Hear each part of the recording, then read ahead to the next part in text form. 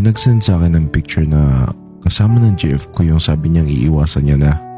Sabi kasi ng GF ko sa akin, iiwasan niya na yung boy best friend niyang si Andre. Nagulat na lang ako at bigla akong chinat ng tropa ko na nakita niya daw yung GF ko na may kasamang lalaki sa kabilang overpass. Nasaan ka ba, Juliana? Andito nga sa bahay. Sure ka ba? Oo nga. Bakit ba ang kulit mo? Papunta ako dyan ngayon sa bahay niyo. Wag na. Nandito yung mga tita ko. Eh di sakto, pakilala mo ako sa kanila. Wag muna. Nagiinuman pa sila. Di ka makikilala ng mga yun. Nagkunwari akong nagpupumilit na pumunta sa bahay nila. Kaya sinabi ko na sa daan na ako papunta doon. On the way na ako dyan. Buksan mo na lang yung pinto. Papakilala pa din ako sa kanila. Bakit ba ang kulit mo, Kim? Hindi nga pwede. Bakit nga hindi pwede? Kinakaya mo ba ako? Tsaka malapit na ako. Ano ba, Kim? Saan ka pumunta? Bakit? Ayaw mo malaman na wala ka sa bahay mo? Ha? Ano ba pinagsasabi mo?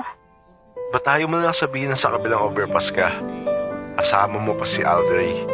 Saan mo naman nalaman yan? Sinend ko sa kanya yung picture na sinend sa akin ng tropa ko. Nandito ka?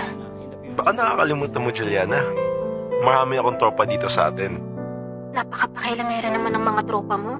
Kaya bad influence sila sa'yo eh. Ano naging bad influence sa akin yun? Eh buti nga sinabi pa nila sa akin. Bakit? Alam ba nila yung dahilan? Bigla-bigla na lang sila magsasan sa'yo nang wala man lang alam kung bakit ko siya kasama.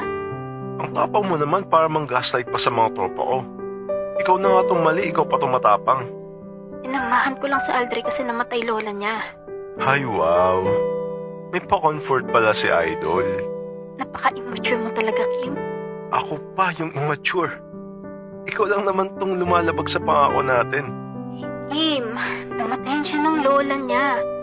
Kung gusto mong gawin ko, pagbayaan ko yung tao. Sino ba siya sa'yo? At sino ba ako sa'yo? Buti pa siya, inaalala mo. Ako yung pinapabayaan mo. Grow up, Kim. Hindi na tayo bata. Grow up, Juliana.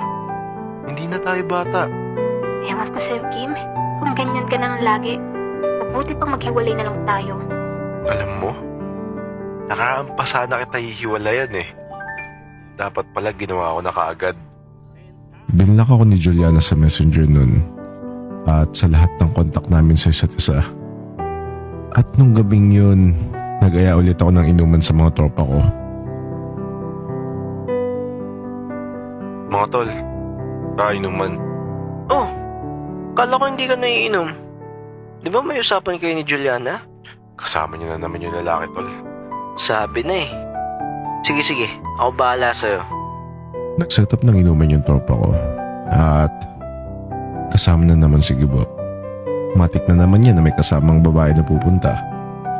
Saan tayo kita-kita? Dito na lang Kalagibo.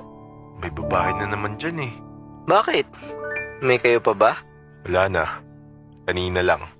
Oh, wala naman na pala eh. Pero parang mali lang kasi.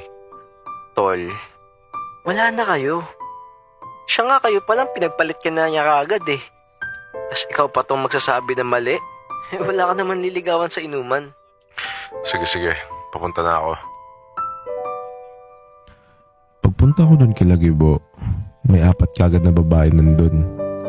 Yung babae din pala na pumunta at nangakit sa akin nung nakarang inuman, nandun din.